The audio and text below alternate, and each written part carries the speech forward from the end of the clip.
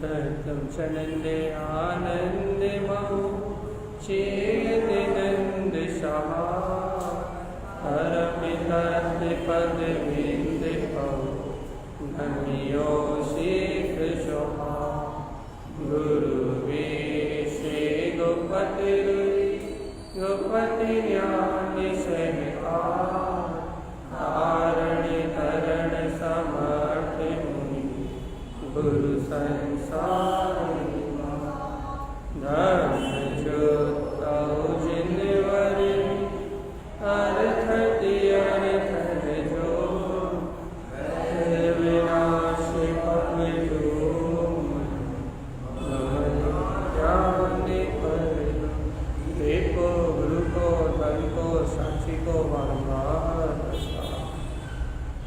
श्री ज्ञान समुच्चय साधन प्राची मंगल शरण परमानंद परम ज्योति चिदानंद जिन्यात्मनम स्वयं रूपम समं शुद्धं वेंकटेशाय नमस्कृतं। बोलिए श्री ज्ञान समुच्चय साची ग्रंथादिराज की जय। मंत्र चरण करेंगे।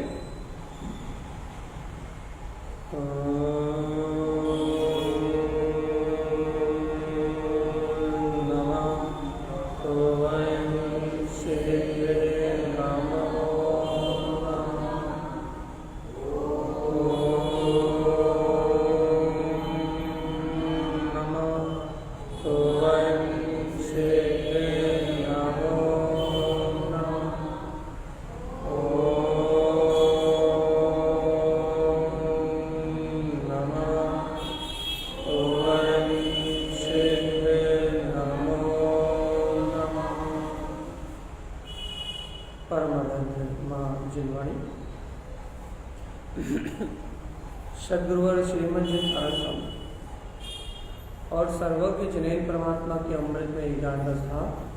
यह श्री ज्ञान समुच्चय साधन प्राची, जहाँ अपन शुद्ध अशुद्ध भोग की चर्चा करते, प्रत्यक्ष और प्रमाणिक ज्ञान की चर्चा करते, सम्यक की चर्चा करने का प्रयास कर रहे हैं भैया, समझने का अभ्यास कर रहे हैं कि वास्तव में सम्यक दर्शन क्या है।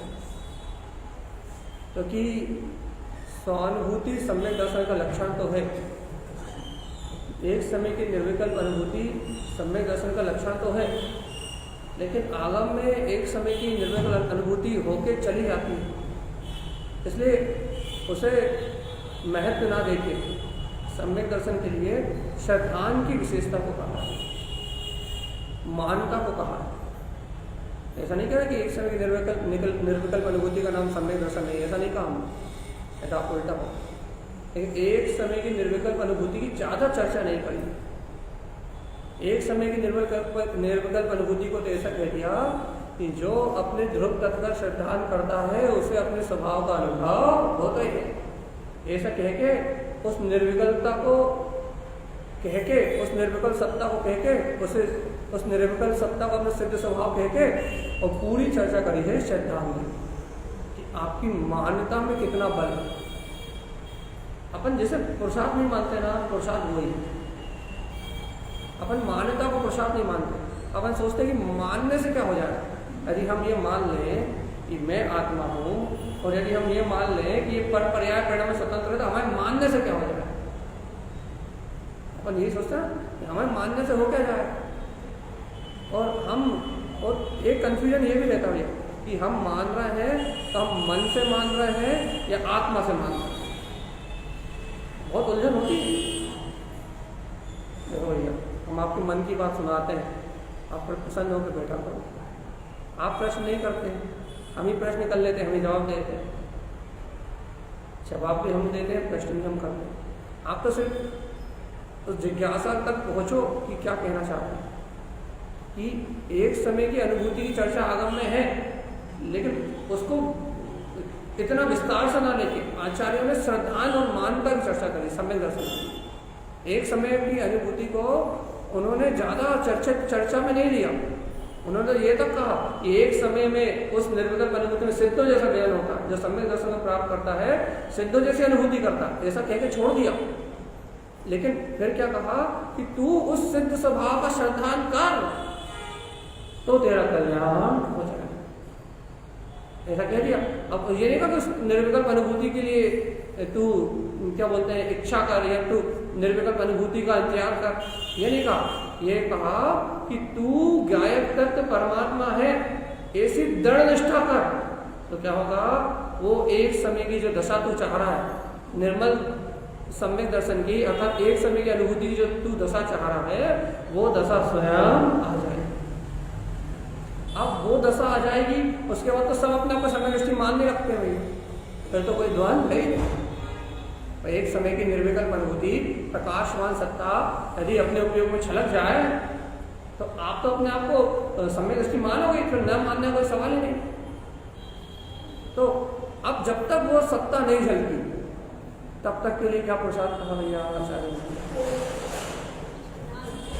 कि तू अपने श्रद्धान को दृढ़ कर कि वर्तमान पर्याय ना आने के बाद भी, वर्तमान पर्याय में वो परमात्म स्वभाव का निर्विकल्प अनुभव ना आने के बाद भी तू वो ही सिद्ध स्वरूप परमात्मा है ऐसी दृढ़ता से मान्यता कर। लेकिन अपन क्या मानते हैं भैया कि हम मान्यता करेंगे तो क्या होगा, मान्यता करने से मान रहा है भैया, कोई क्रिया नहीं कर रहा है, कोई बाहर का भैया कुछ व्रत नहीं कर रहा है, भैया बाहर से नियम नहीं कर रहा है, मान ही तो रहा है, मानने मात्र से क्या होगा।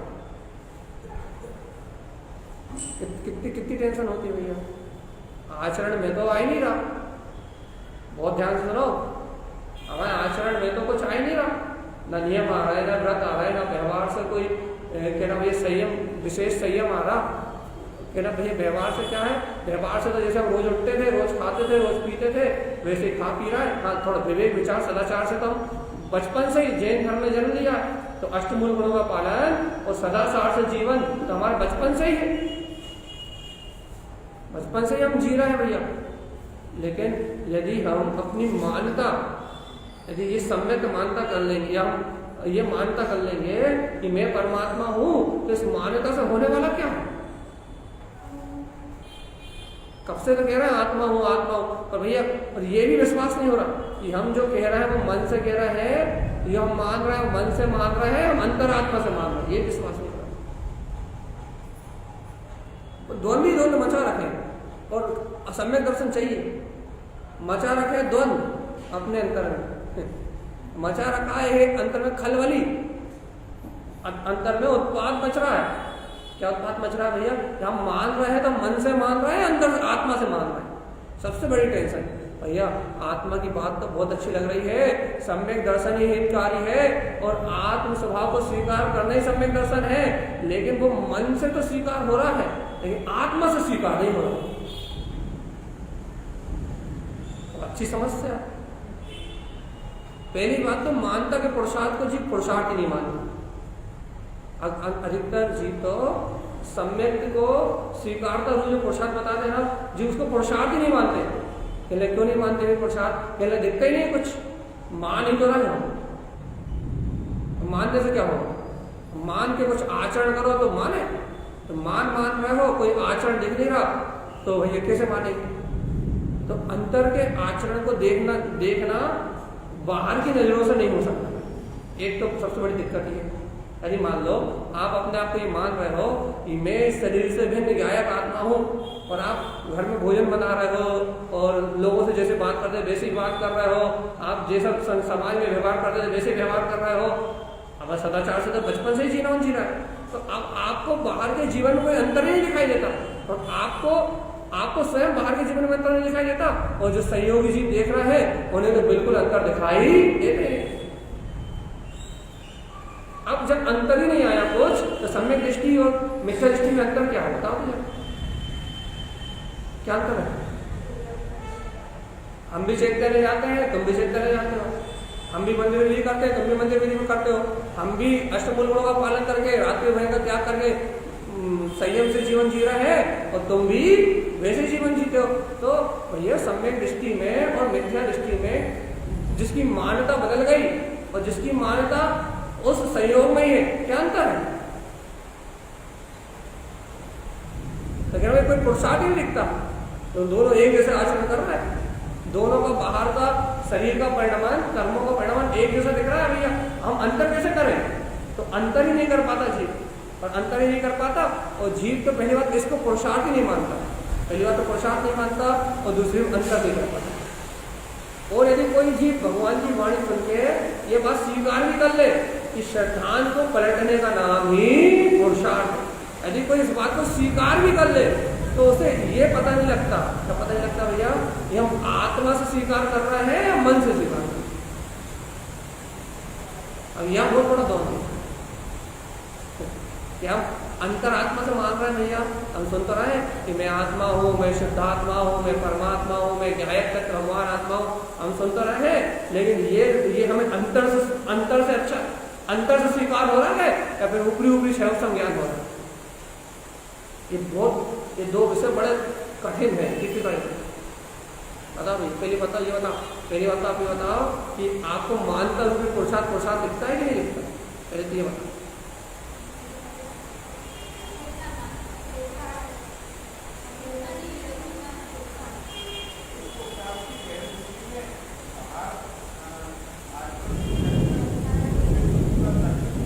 जोर से बादल ज्यादा जोर से बोलते हैं।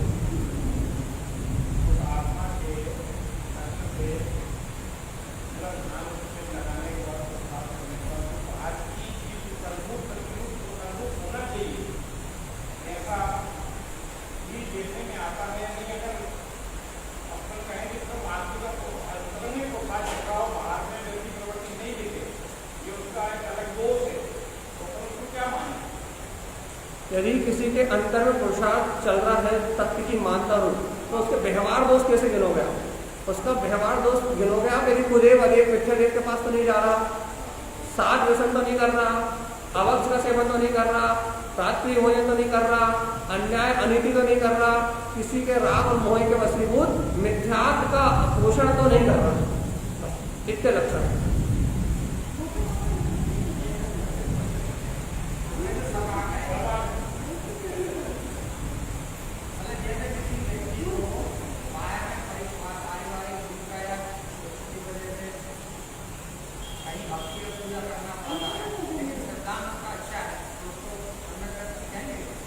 यदि आप अदेव कुदेव मतलब हनुमान जी की आरती पढ़ रहे हो और आपका उन समय दृष्टि है, 3 काल में संभव हो ही नहीं सकता है। एक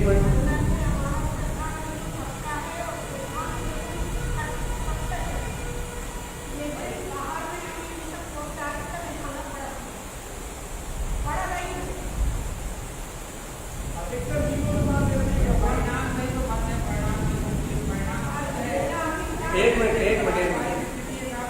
एक मिनट, बाहर से राग देश आप लड़ सकते हो, युद्ध कर सकते हो, आप लड़ सकते हो, युद्ध कर सकते हो, व्यापार कर सकते हो, आप बाहर में कुछ भी कर सकते हो, सिर्फ दर्शन के दोष नहीं लगा सकते।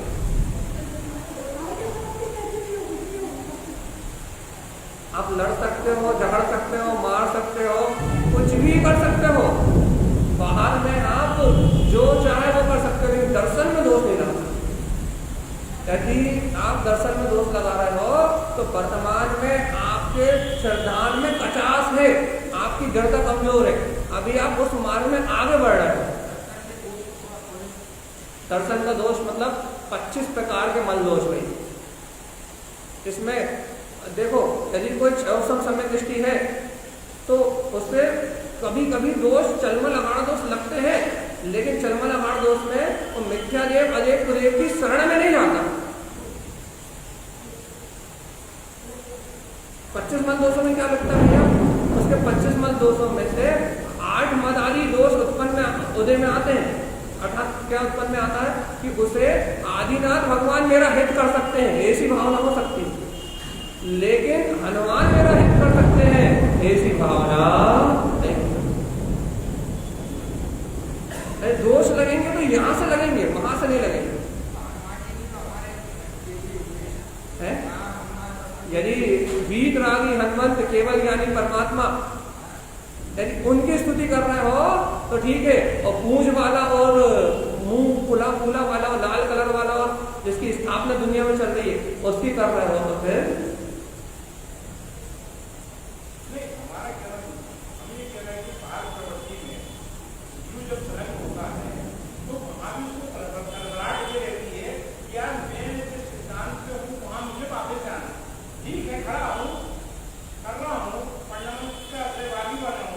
तो अभी हम कह रहे हैं अभी वो श्रद्धान में दृढ़ होने का अभ्यास कर रहा है।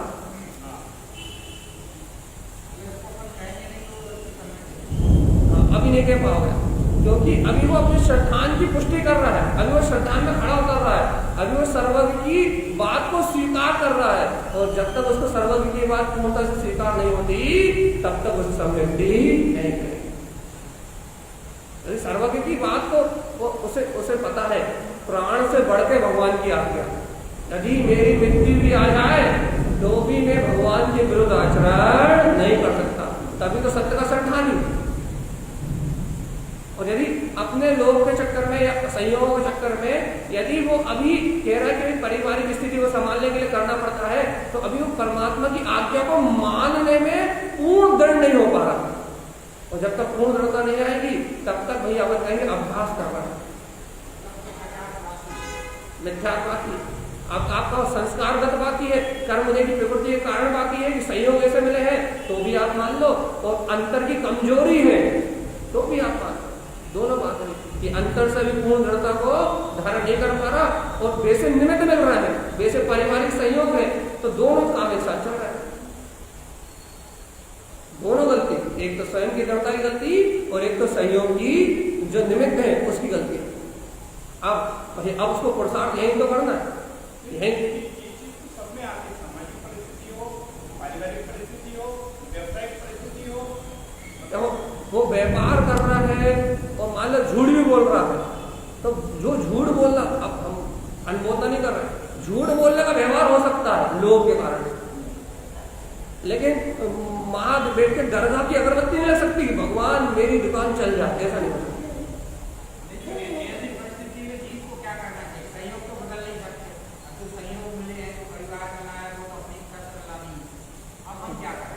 अब हमें यही तो परीक्षा, यदि आप सम्यक दृष्टि हो और यदि आपको सम्यक हुआ है तो सम्यक दृष्टि के आप कहानी उठा लो पद्मानी योग में, यही तो परीक्षा है कि परीक्षा आपकी होगी, कुछ दिन परीक्षा आपकी होगी। यदि आप परीक्षा में उत्तीर्ण हुए तो वीतराग धर्म की जय जयकार होगी, आपके संयोगों में से सारा का जितना भी है भैया वो सब चला जाएगा। और यदि आपके श्रद्धा में डरता नहीं है तो ये बस चल रहा है कहानी। हमने ऐसे एक परिवार ने ऐसे 25 परिवार गिरा देंगे जिनके घर में सब हो रहा है लेकिन जिनके घर वालों ने पूर्णता से त्याग कर दिया, घर में पूरा व्यवहार चलता है लेकिन उनका पूर्णता से त्याग। तो भैया अपने को अपना कल्याण करने के लिए, अपने को अपना हित करने के लिए अपने को अपनी मानता तो सम्यक करनी ही पड़ेगी।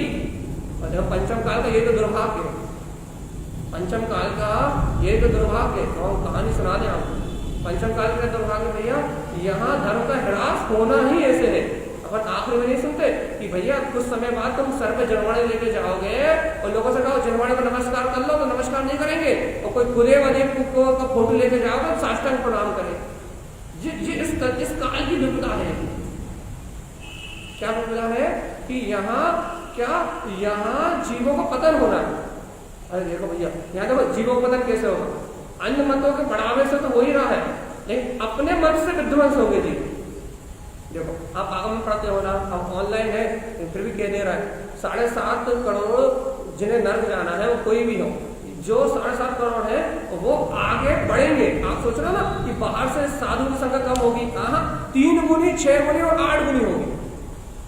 लेकिन कैसे होंगे ये, जैसे भट्टारक थे कारण समय वैसे भ्रष्ट होते जाएंगे, ये संख्या निरंतर बढ़ेगी जो वीतराग धर्म को नाश करेगी। आगम में पूरा आप पढ़ो, आप बोलो ऐसे तो आगम आपको बताएगा कि ऐसे बढ़ते जाएंगे। तो मतलब अपना नाश करने वाले दूसरे नहीं होंगे, अपना नाश करने वाले अपने घर में पैदा होंगे। ये है। अब आप स्वाध्याय करो थोड़ा तो आपको पता लगे कि नाश करने वाला कहीं बाहर से नहीं आएगा, आपके कुल का विनाश करने वाला कहीं बाहर से नहीं आएगा, आपके बीच से जन्म लेगा। और कौन से भेष में जन्म लेगा? जिस पे आपकी आस्था है, उस भेष में आपके साथ रहेगा। आपको आपको आपका ही वाला कहेगा कि यह धर्म है, तो फिर आप मरभट्टोगे फिर। ये है इस काल की व्यवस्था। और इस व्यवस्था के बीच में आपको पलटना है, ये है आपकी साधना।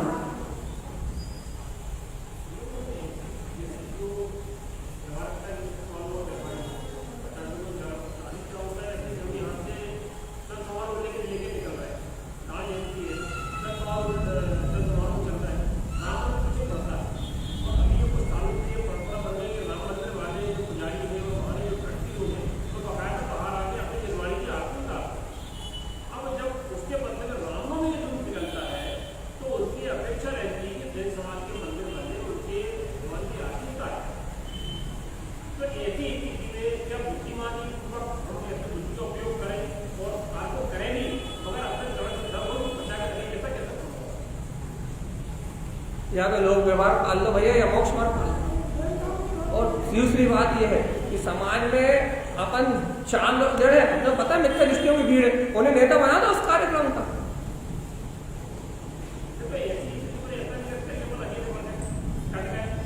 कट देखो भैया, एक बात सुनो, कट गए और नहीं कट गए तो संसार से कट गए। अब आप अभी मोक्ष जा पाओगे, जब तक संसार से जोड़ने की भावना रखोगे तब मोक्ष नहीं जा पाओगे।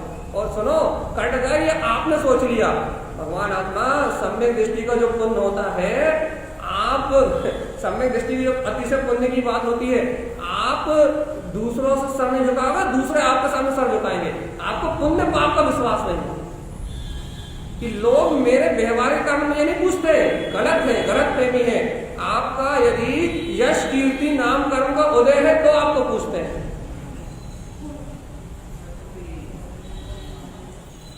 अपन ये मानते कि हम व्यवहार बना रहे हैं, हम व्यवहार को चला रहे हैं, हम यदि व्यवहार नहीं करेंगे तो लोग हमें नहीं पूछेंगे। ये पागलपन है भगवान जी। जिसका यश कीर्ति नाम कर्म का उदय ना हो और वो दिन भर झाड़ू भी लगाता हो तो भी उसकी कोई पूछ नहीं होती। पूछ उसी की होती है जिसका पुण्य कर्म होता है।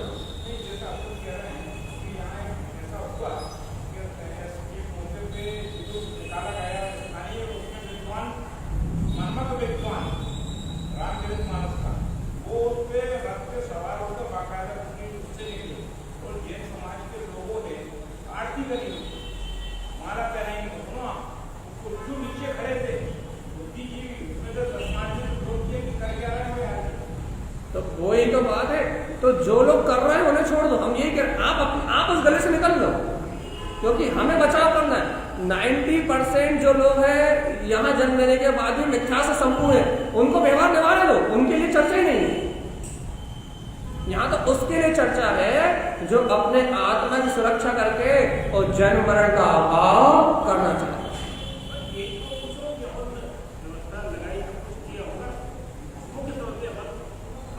बस अपन हट गए, अपन ने कह दिया भाई जो करता है उसको काट सो और अपन हट गए। हम समझ गए।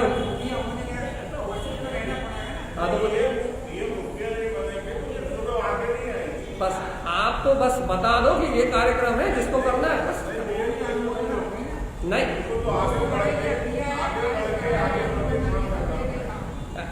भैया देखो, फिर यदि ऐसा है कि आगे बढ़ के काम करना ही पड़ेगा तो फिर पद छोड़ दो, पद छोड़ दो। यदि पद अपने स्वसिद्ध पद को नष्ट करने वाला है तो पद देना ही बेकार है।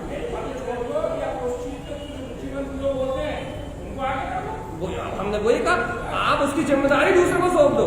इस कार्य की जिम्मेदारी ये उसका प्रचार मंत्री अलग बना दो। आप देख लो कि कौन है उसी को, हटाओ उसे। तो वही कह रहा, बहुत है, अपन करते मुद्दे छोड़ दो, करने वाले बहुत है।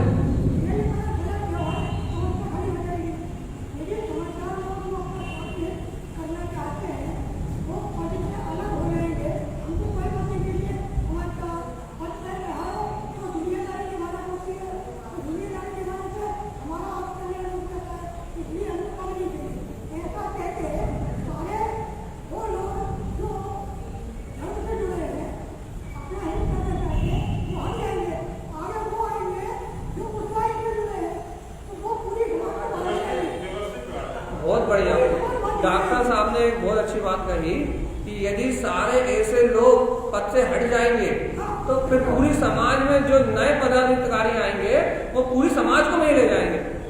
तो एक बात हम इसका भी समाधान दे रहे हैं।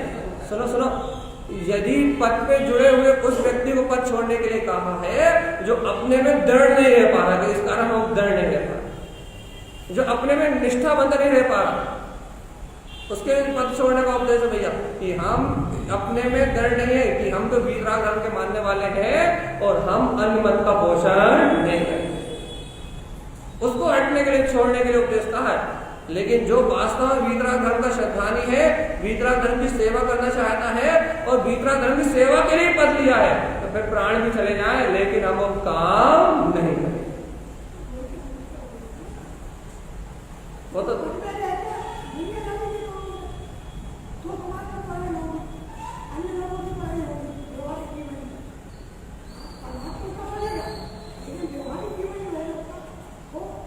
व्यवहारिक जीवन की जिम्मेदारी सौंपो।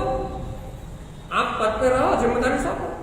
अब आप अनमोल ना समझ डरो कि अनमोल ना हो जाएगी, फिर वो तो एक जिम्मेदारी समझ के जिम्मेदारी सौंपो, और जिम्मेदारी सौंपो और जिस पर जिम्मेदारी सौंपो वो करेगा।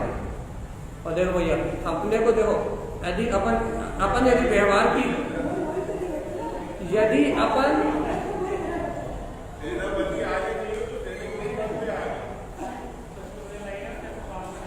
मत बढ़ने दो, फिर आप तो टेंशन मत लो।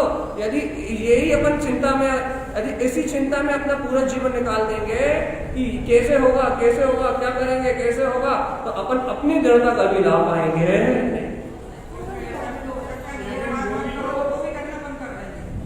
बस।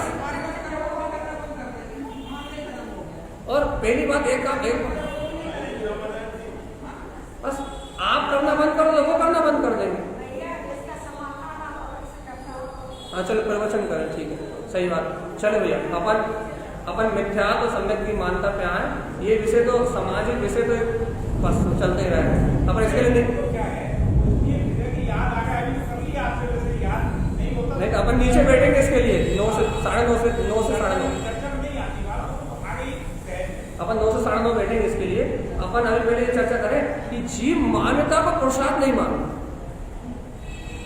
और अपन देखो अपनी इस बात से क्या सिद्धि हो रही है, जब अपन चर्चा को उससे क्या सिद्धि हो रही है भैया, उससे ये सिद्धि हो रही है कि वास्तव में देखो अपनी कचास यही पकड़ में आ रही कि अपन अपनी मान्यता को पुरुषार्थ नहीं मानता। अपने ये सिद्ध नहीं हो रहा कि अन्य मत भी हमारी प्रशंसा इसलिए करते हैं कि हम जैनी हैं, इसलिए नहीं करते कि हम राम के पूजा। यदि हमारी मान्यता दृढ़ हो और हम अन्य कहीं सर नहीं झुकाएं तो अन्य मत के लोग इसलिए अपने को जय जनन करते हैं, वो जय राम नहीं करते। जैनों को देख के वो जैनों को देख के जय जनन करते हैं। पता है ये जय राम बोलेंगे ही नहीं, वो अपनी दृढ़ता का फल है, अपनी यश कीर्ति का फल। कोई वो ही कह रहा है नहीं, वो जय जनन बोलने लगते हैं। 90% लोग आपसे, 80% लोग जो आपको जानते हैं जय जनन बोलने लगेंगे आपसे। तो कारण क्या है कि आपका यश कीर्ति का उदय इतना आता है भैया। वीतराग धर्म की सेवा करने से, वीतराग धर्म की दृढ़ श्रद्धा करने से आपका यश कीर्ति का उदय इतना बढ़ता है कि सामने वाला आपको स्वीकार करता है। और यही तो बात चल रही है कि हम समन्वय बनाने में लगे हैं। हमें समन्वय नहीं बनाना, हमें श्रद्धा अपनी मान्यता को बढ़ाना है। समन्वय सामने वाला पुण्य अपना बनाएगा। अपन समन्वय बनाने के लिए अपनी कर्तव्य की मान्यता को सामने रखते हैं और समन्वय बनाने वाला है पुण्य। अपन मिड डे में वापस आ रहे हैं, सावधान। समन्वय बनाने वाला कौन है? पुण्य। सारी यश कीर्ति का ऐसे होगी पुण्य से। सामने वाला आपसे जय जनन कर रहा है ना, तो आपसे राम राम कर रहा है ना हाथ जोड़ के, तो ये वो आपको नहीं नमन कर रहा, आपके पुण्य को नमन कर रहा है। ये बात अपने चित्त में बिठाओ, ये बात अपने हृदय में बिठाओ कि यदि कोई आपसे राम राम कर रहा है, जय जनन कर रहा है, तो आप में कोई लायकात नहीं है। आपके पुण्य का उदय है, आपके व्यवहार में कोई दम नहीं है।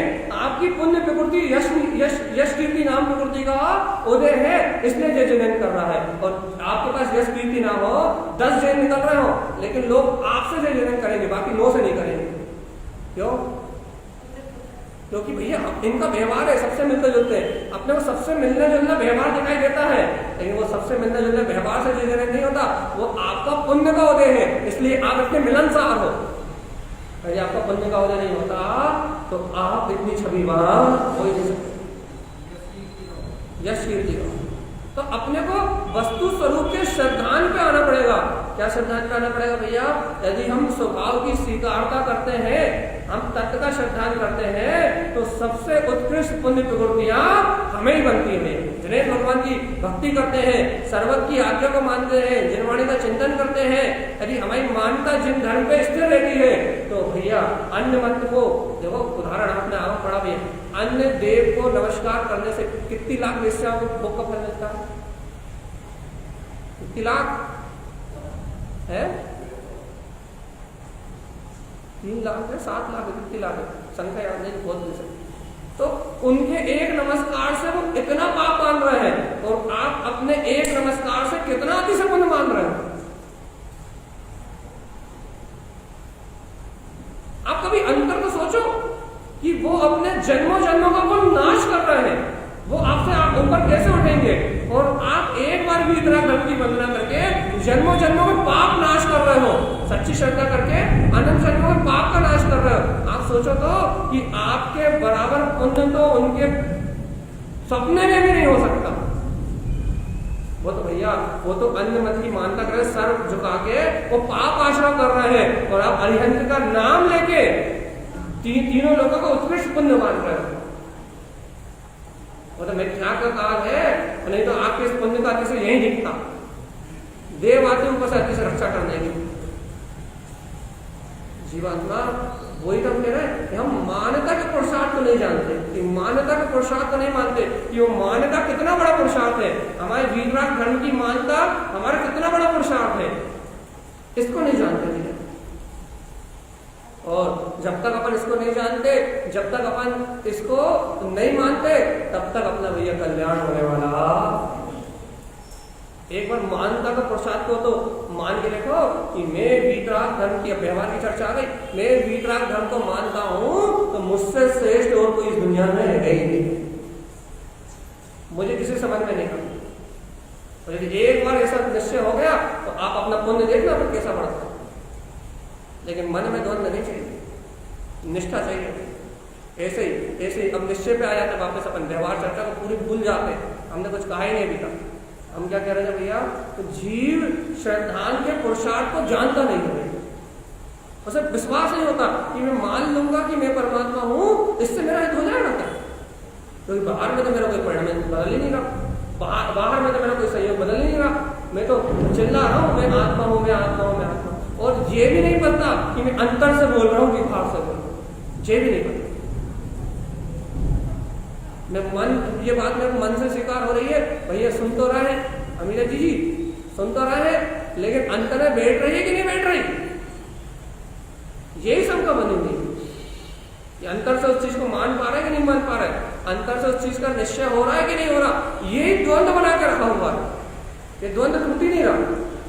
भगवान जी सुनो तो, जब तक ये भेद प्रभेद बने रहेंगे ना, ये मान्यता से कल्याण होगा कि नहीं होगा, हमारे आचरण में तो कुछ दिख ही नहीं रहा, हमारी पकड़ में तो कुछ आ ही नहीं रहा, बाहर से हो रहा है कि अंतर से हो रहा है, तब तक कल्याण होगा भी नहीं। क्यों तो नहीं होगा?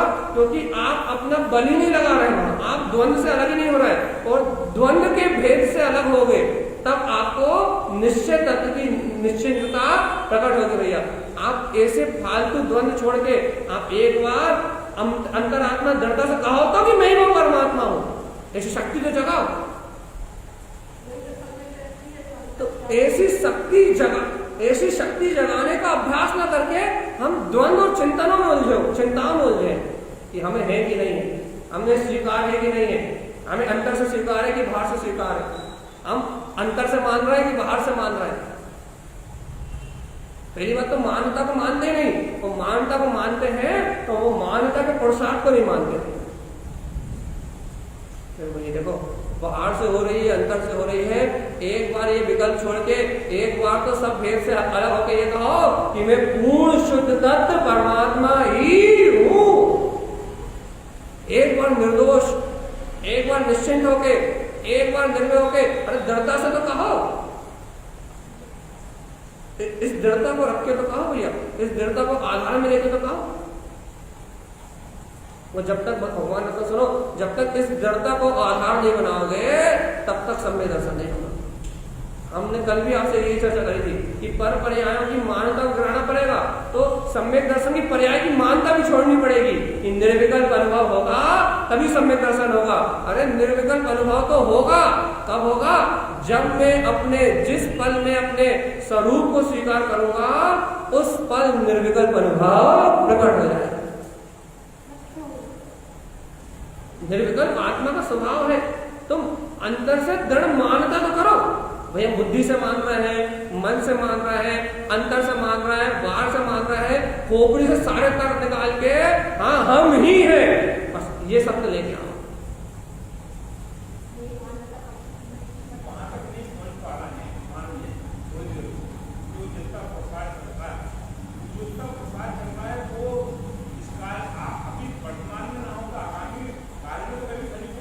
जितना तत्व की रुचि वाला पुरुषार्थ है तो आप कहीं भी जाओ फलीभूत होगा ही होगा। यदि तत्व की रुचि ने सिर्फ क्षयोपम ज्ञान अकेला है तो फिर कोई गारंटी नहीं। और हम जो बात कर रहे हैं वो तत्व की रुचि की बात कर रहे हैं कि मैं ही वो हूं, यदि ये है तो फलीभूत होगा ही होगा। और यदि ये नहीं है कि मैं हूं और फिर जानना है, पढ़ना है, लिखना है, द्वंद्व है, तो भैया फिर कोई गारंटी नहीं होगा कि नहीं होगा। क्यों? क्योंकि वो क्षयोपम उदय में तो आएगा, उस समय के पुरुषार्थ पर डिपेंड करेगा कि उस समय भी आप पुरुषार्थ कर पा रहे हो कि नहीं कर पा रहे। क्षयोपम उदय में आएगा। जो आप जिनवाणी सुन रहे हो, ये जो आप इस समय पुण्य मान रहे हो, ये डबल से ये शब्द आपके जीवन में आएंगे, ऐसे कैसे आएंगे। लेकिन उस समय भैया आप इसका सम्मान कर रहे हो, जब उस समय आपकी रुचि कसाय और पापों में लगी, इसकी विराधना कर रहे हो, उस समय का देखा जाएगा। लेकिन भगवान जी उस समय का इंतजार क्यों कर रहे हो? इस समय मौका मिला, इस समय मौका क्यों नहीं, इस समय मौका क्यों नहीं, इस समय चौका क्यों नहीं मार रहे?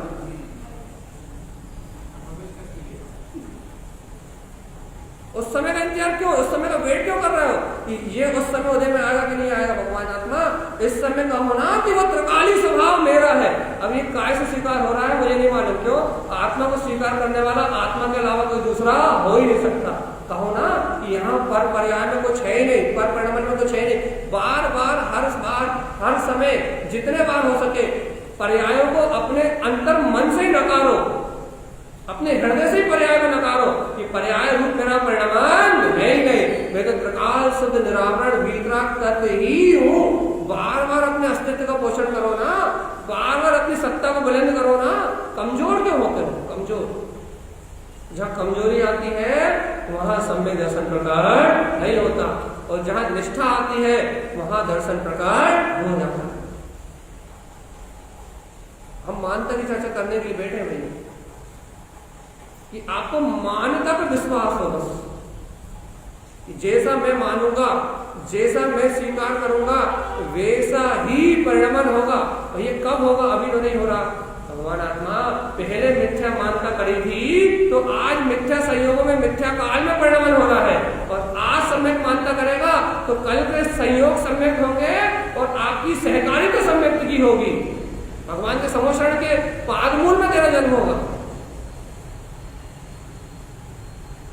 जैसे तू परिणाम करेगा वहीं तो तेरा जन्म होगा, जैसी तू परिणति बनाएगा वैसे तो तुझे सहयोग मिलेंगे, तो जैसी तू संगति करेगा वैसे ही तो तुझे सहयोग मिलेंगे। जैसे जैसे अपने वो घर पुत्र परिवार से राग, बहुत अच्छे संबंध, देखो सावधान, अपने घर पुत्र परिवार से राग है भैया, मोह राग है, तो आपने जिन लोगों से राग से बांधा है अगले भाव में उन्हीं के साथ जन्म लोगे कि नहीं लोगे?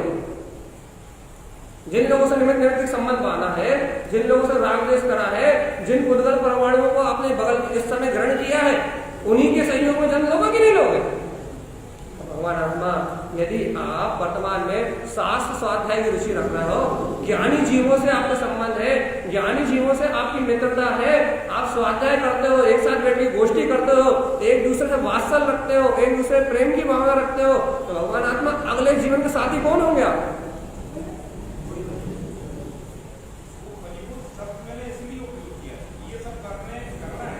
अगले भाव के साथी कौन होंगे आपके?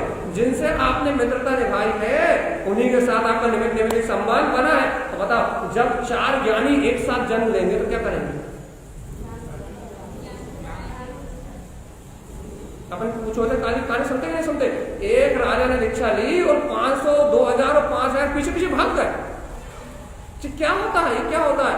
पूर्व भाव के संबंध से जैसे जैसे जिसके निमित्त निमित्त संबंध जुड़े होते हैं वो वैसा वैसा एक साथ उन्हीं अवस्थाओं में अपने कल्याण के लिए आगे बढ़ते हैं। हमने आपकी बात का जवाब दिया। तो हम क्या कह रहे हैं कि जैसी अपनी भावना होगी वैसा अपना फलीभूत बना होगा। हमारा इस उदाहरण का तात्पर्य क्या है? हमने क्या बताया? उदाहरण से बताना है, बताओ।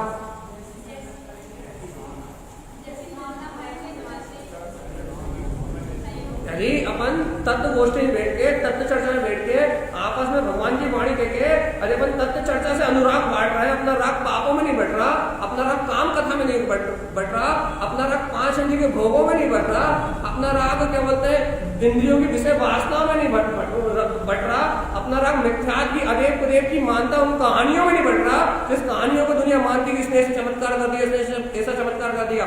इस राग, इस मिथ्यात्व में अपना राग नहीं बढ़ रहा, अपना राग एक तत्व की चर्चा में बढ़ रहा है भगवान आत्मा, और तत्व ज्ञानियों से अपना राग बढ़ रहा है। तो अगले भाव में संयोग भी ये कि यही मिलेंगे भगवान, और वैसे के वैसे मिलेंगे। तो जब ये संयोग इतने सहकारी है तो सोचो मैं आत्मा हूं, इसकी स्वीकारता कितनी सहकारी होगी। जब तुम्हारा वो संयोग का शुभ राग, सावधान, जब तुम्हारा वो संयोग का शुभ राग तुम्हें ज्ञान उपयोग का साधन बनेगा तो भगवान जी मैं परमात्मा हूं ऐसी शुद्ध मानता वो क्या करेगी?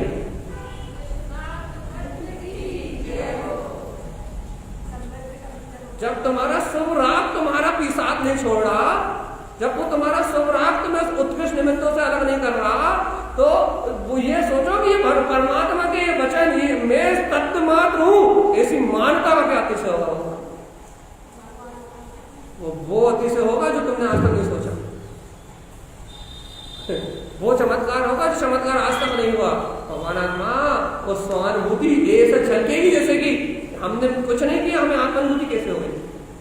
पूर्व भाव ऐसा कहते हैं ना भैया, भावों भावों का प्रसाद लगता समय दर्शन में, एक भाव का प्रसाद नहीं। कोई बिरला जीव है जो एक दो भाव में कर ले, वो जैसे भरत चक्रवर्ती के 923 पुत्र, वो एक बार में छलांग लगाई तो 2 भाव में खत्म थे। अरे सबके साथ ऐसा मौका नहीं आता, भवो भवो का पुरुषार्थ लगता है इस सत्य को ग्रहण करने में। पूर्व भाव में भावना भाई थी तो जनवाणी सुन के थोड़ा सा ग्रहण कर रहा हो, अब ये जो थोड़ा सा ग्रहण कर रहा हो ये कौन से भाव में जाके फलीभूत होगा? 1-2 भाव का पुरुषार्थ नहीं, 1-2 भाव में कुछ नहीं होता। तो अपन कहते हैं बूंद बूंद भर के, बूंद बूंद करके घड़ा पड़ता है। ऐसा ही थोड़ी थोड़ी दृढ़ता करते करते, अंतर आत्मा की निष्ठा बढ़ाते बढ़ाते, अंतर आत्मा शब्द स्वीकार करते करते फिर ये वीतराग धर्म और अंतर की प्रभावना का अवसर प्राप्त होता।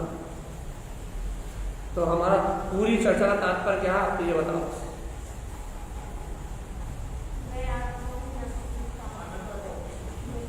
मान्यता पे महत्व बल देना, और कैसे हो रही है? बुद्धि से हो रही है, मन से हो रही है या आत्मा से हो रही है, विकल्प छोड़ देना।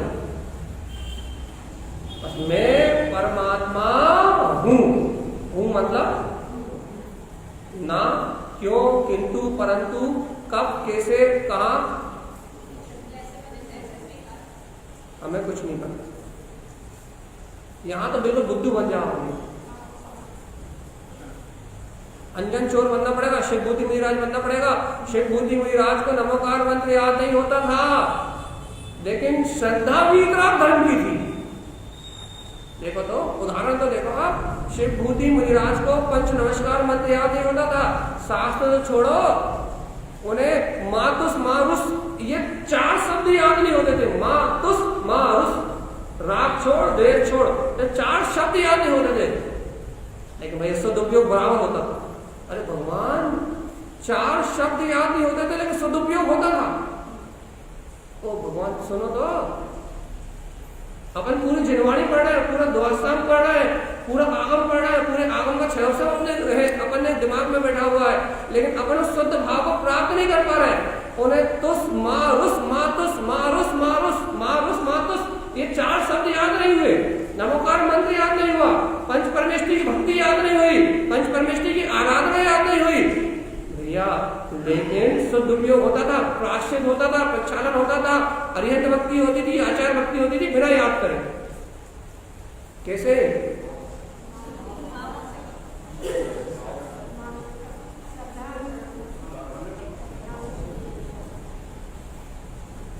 और उसकी महिमा नहीं जानते, जिससे काम होता है, जिससे पूरा कार्य चलता, उपयोग जिससे स्वीकारता होती है, जो उपयोग अपने स्वभाव में लगता है, उसकी बात अपन नहीं जानते। अपन निमित्तों को जोर ज्यादा देते हैं, इसलिए अपन उलझ जाते हैं। और आचार्य कहते हैं उपादान से हो रहा है, उपादान से हो रहा है, उपादान से हो रहा है, और अपन लगे रहते हैं कि भाई ये कर रहा है, ये कर रहा है, ये कर रहा है, ये कर रहा है। हमने तो कारण बताओ आप, जब जिसे 4 शब्द याद ना हो, एक भी हम गहरी चर्चा करें थोड़ी सी। आचार्य कहते हैं, अब ये समान आचार्य नहीं कह पाएंगे, आचार्य कहते हैं वो उन्हें जिन्हें मार उस मार तो याद नहीं हो रहा ना, वो द्वादशांग के पाठी है, मानोगे कि नहीं? हम सिद्ध कर दे रहे द्वादशांग के पाठी।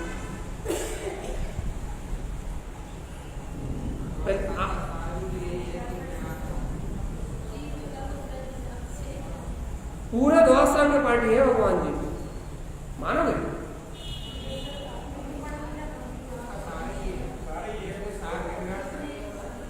अरे जैसे सदुपयोग हो रहा है द्वादशांग पूरा उसके अनुभव में, तो रट्टन विद्या का द्वादशांग थोड़ी कहते कि तुम रट लिया तो 4 अक्षर पढ़ लिया तो द्वादशांग हो रहा है। इसलिए कहते भगवान जी बल यहां मत लगाओ, यहां बल मत लगाओ, यहां बल लगाओगे तो कुछ ग्रहण नहीं होगा, बल यहां लगाओ कि वो परमात्मा में हो तो काम बनेगा।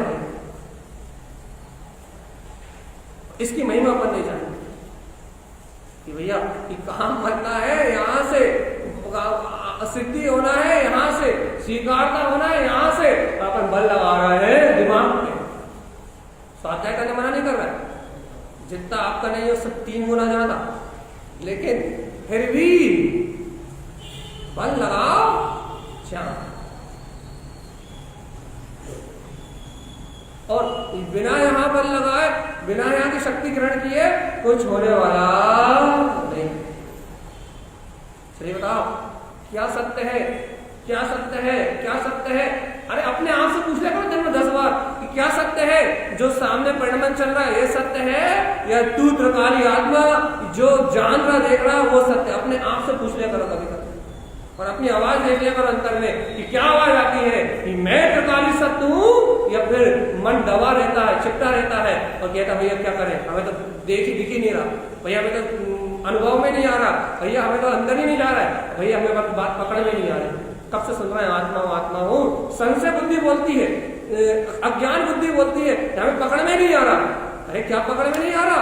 2 कान नहीं है क्या? और 2 कान से जो सुना है वो तेरे को सुनाई नहीं दिया क्या? 2 कान भी है और 2 कानों से तूने सुना भी है, अब क्या पकड़ में नहीं आ रहा? अंतर मन नहीं मानता। अरे साधना यही तो है, मन ना माने और तू मन को मार डाले, मैं तो परमात्मा ही हूं। तू नहीं मानेगा तो मेरा क्या बिगड़ जाएगा?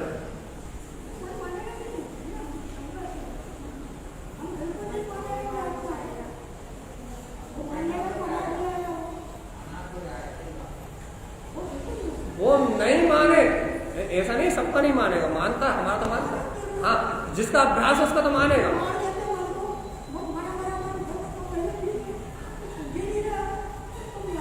हाँ वो छोड़ दे। लेकिन यदि तुम्हारा मन ना माने और तुम उस मन को ही मार डालो, तेरी कोई हस्ती नहीं है, तेरी कोई सत्ता ही नहीं है, तेरा कोई वजूद ही नहीं है, तेरा कोई अस्तित्व नहीं है, तू जिसके दम पे उछल रहा है तू कह रहा है वो ही नहीं है, जिस चेतना के बल पे तू उछल रहा है, जिस जीव के बल पे तू उछल रहा है और तू कह रहा वो ही नहीं है, उसी को नहीं मानते। वाह वाह, तेरी नेतागिरी ज्यादा हो गई और वो बेचारा आत्मा, उसका कोई अस्तित्व नहीं। जब तक इतनी जोर से नहीं बोलोगे ना तब तक वो मानेगा भी नहीं। इतनी जोर से बोलना पड़ेगा, इतनी जोर से, इतनी जोर से बोलना पड़ेगा तो ही मानेगा। तो तुम्हें धीरे से बोल दिया ना भैया मान जा, ये अलग है, ये अलग है, तो कहेगा भैया चल गद्दा तू काम पे लग, घर का काम करना, रोटी बनाना, बर्तन मांजना है, घर पर परिवार का पालन करना है, और तू भगवान आत्मा लेके बैठ गया, ये से घुमा देगा। मेरा टाइम हो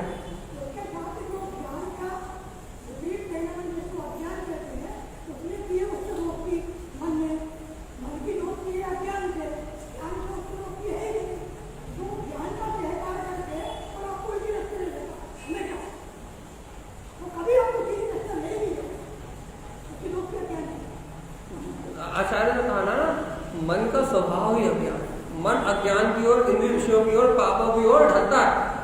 अज्ञान स्वभाव ही मन है, अज्ञान स्वभाव ही मन है, अज्ञान का दूसरा नाम मन है,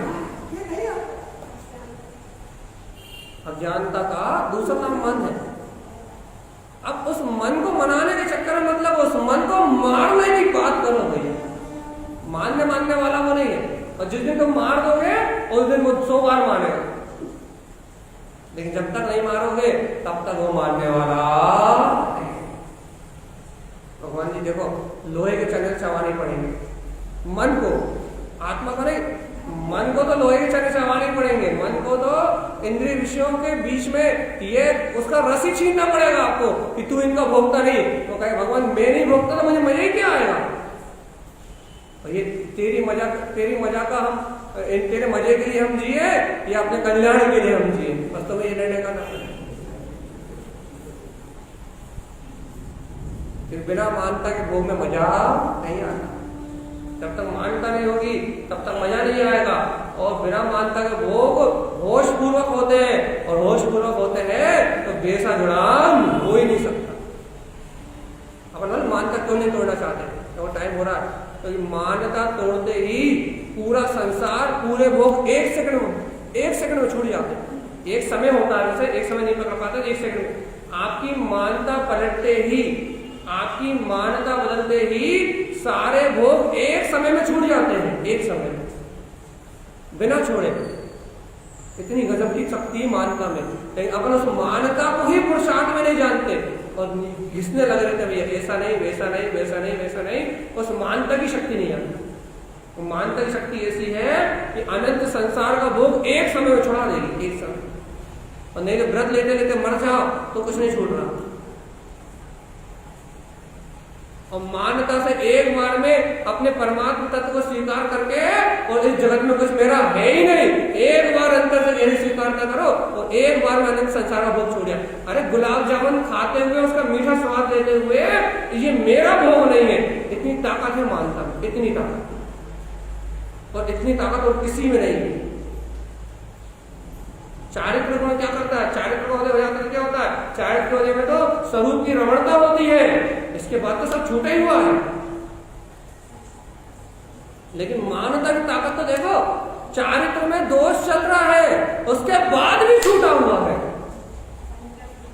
मानता की ताकत है, इतनी अंतर में बलबलाती है मानता, इतनी अंतर में उछलती है मानता, इतने अंतर में ताकत रखती है मानता। भैया मैंने मान लिया कि मैं परिपूर्ण त्रिकालीन स्वभाव हूं, तो फिर एक समय में पूरा संसार त्याग, फिर भी अपन इसका महत्व नहीं जानते और अपनी मानते ही भेज देते हैं बस, इसके पास उसके पास, संयोग में, संयोगी भाव में अपन अपनी श्रद्धा भेज देते हैं। हम बार बार कहते हैं श्रद्धा मत बेचो, अरे तुम तो लाखों खर्च करो ना, तुम्हें उनके महंतों से दोस्ती बनाना है तो तुम धर्म के नाम पे अपना बनाओ, तुम उन्हें पार्टी दो बढ़िया, आओ भोजन करो, वो तो तुम्हें पाँव पड़ेंगे फिर। अरे भगवान आत्मा तो बात कितनी सी है, रास्ता निकालो तो सारे रास्ते हैं। आप महावीर जयंती दिन लंगर करवा दो तो आपकी पूजा करेंगे, वही कह रहे हैं ना, तो आपकी पूजा करेंगे। वहां तो दुनिया में तो चमत्कार का नमस्कार है बस। लेकिन भगवान जी मानता के साथ समझौता, और टाइम हो गया आज, और आज थोड़ी व्यवहार, थोड़ा निश्चय, कि मूल बात तो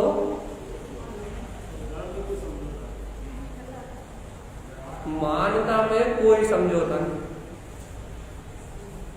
मान्यता में कोई समझौता नहीं, सब जगह समझौते, सब जगह समझौते ठीक है, सब जगह समझौते कर लेंगे, सब जगह समझौता कर लेंगे, सब जगह समझौता करा लेंगे, सारी जगह व्यवस्थाएं मिला लेंगे, लेकिन मान्यता में कोई समझौता नहीं करेंगे भैया।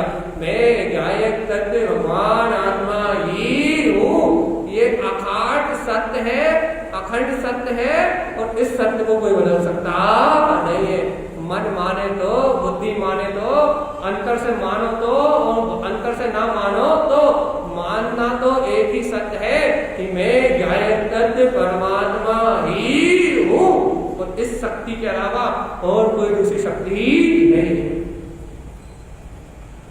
है कि नहीं? परम निष्ठा है कि नहीं? शुद्ध निष्ठा है कि नहीं? शुद्ध व्यवहार।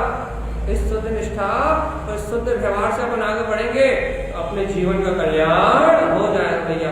और इसी शुद्ध निष्ठा और इसी सत्य श्रद्धा से आगे नहीं बढ़ेंगे, भगवान जी हम बार बार कह रहे हैं, हजार बार कह रहे हैं, करोड़ों बार कह रहे हैं, आप व्यवहार में कहो तो भगवान की आज्ञा को, सर्वज्ञ के शासन को स्वीकार किए बिना, और निश्चय में कहो तो अपने त्रिकाली स्वभाव को ग्रहण किए बिना मोक्ष मार्ग का पत्ता भी हिल ही नहीं सकता। यदि सुख चाहते हो तो, और नहीं तो फिर जो मन में आए सो करो।